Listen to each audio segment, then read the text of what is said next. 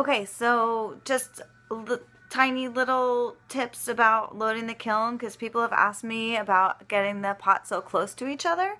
So I get them close. Like, all I need to do is see that there's space between the pots, and that's good enough. Because what happens in the kiln is like this. So they're like this, right? Really close. And then what happens is they get to a certain temperature, and the pots take a little inhale.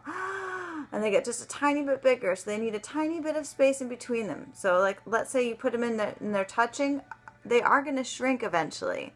But before they shrink, they take a breath in and they get bigger, and then they shrink down and space gets created. So that's why you need just a little bit of space. But the inhale is not big, except for refires, okay? So if you refire a pot, it takes a big inhale. You need a 1/4 inch between those two pots. If you have 2 refire pots, a 1/4 inch. 1 refire and then 1 regular pot, at least 1/8 inch. But 2 bisque pots going into the kiln, the glaze kiln, a hair. Just see the space. Okay, so here's how we do that. You can do it visually or you can do it proprioceptively.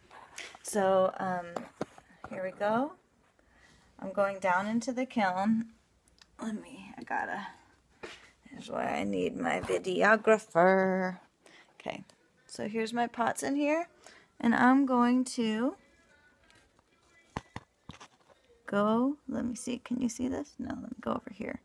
Okay, so I'm going to go here, I'm going to put it down close so I can see that there's a little space. And now another thing, so this is great, like this, I could just see that there's space between them. You can see visually there's space. But another way to do it is the proprioceptive method, which is, even if I couldn't see it, I'm always preparing to go blind. I'm always preparing that one day I'm going to be blind and I'm going to be doing pottery blind. So that's just my thing, but I want to be able to still do it if I go blind. I know it'll be difficult, but whatever. I think about these things.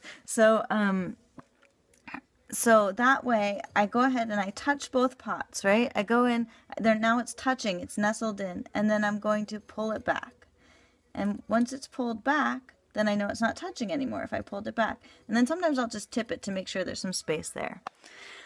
So that's it, just a simple little thing, but you can do it either by vision, see light going through between the pots, or by proprioception, touching it and pulling it back.